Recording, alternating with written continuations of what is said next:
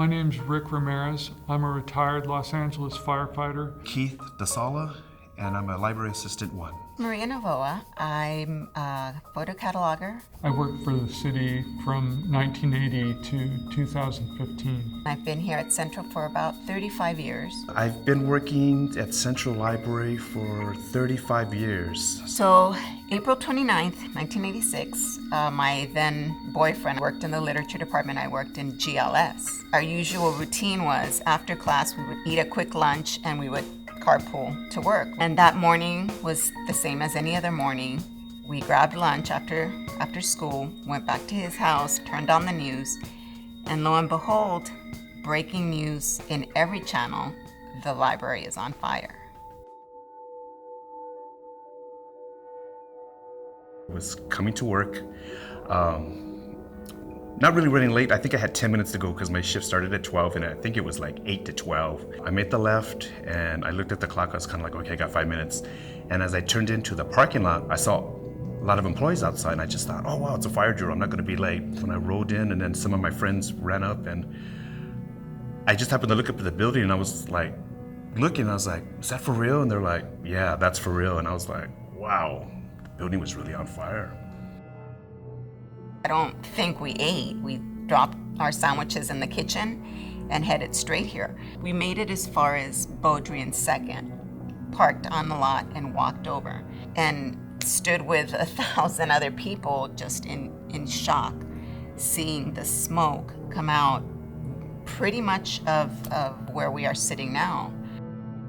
We parked half a block east, gathered up all the equipment that we thought we would need, climbed the ladder, and made our way up to the roof on the east side.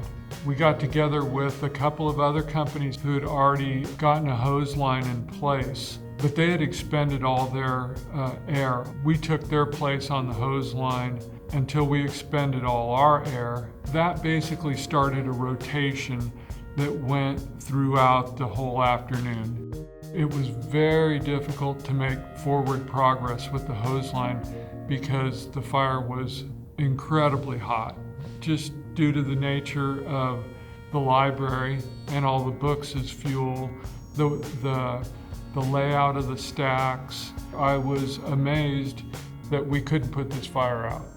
As many people as we had and as many hose lines as we had in place, it took a long time and a lot of water to get inside.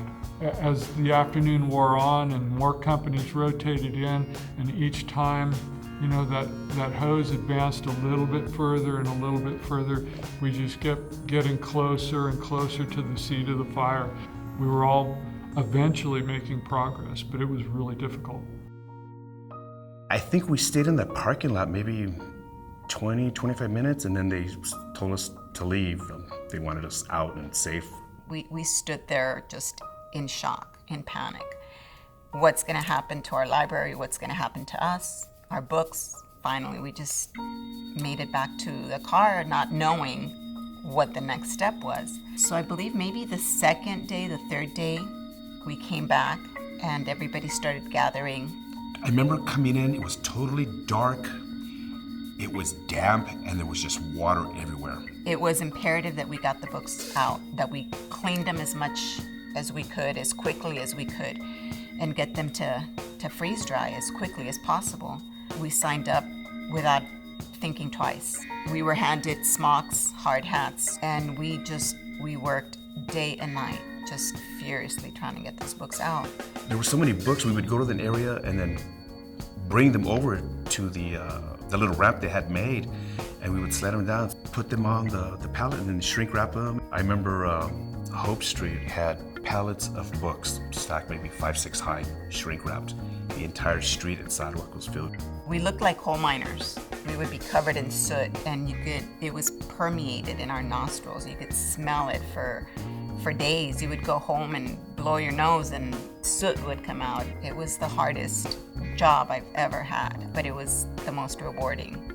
It was something that we knew we had to do, and again, we didn't think twice about it. It was our home and we had to save it.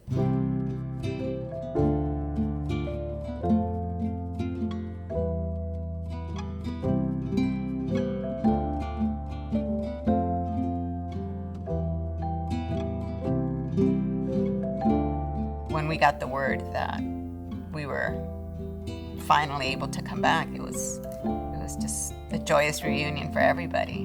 But nothing could prepare us for that opening day. They had blocked the streets. They had a lot of different things happening outside.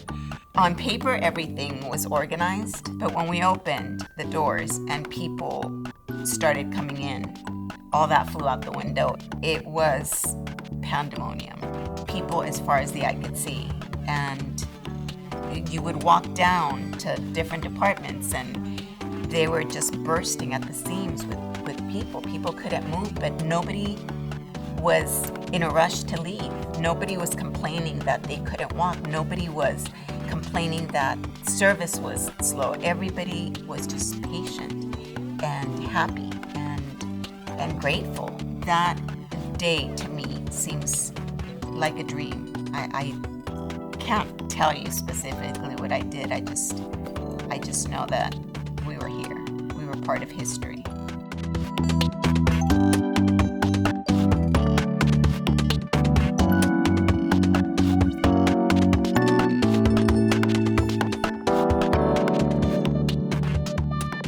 What's it like carrying that much gear up a ladder? Carrying that much gear, Somehow appropriate. well,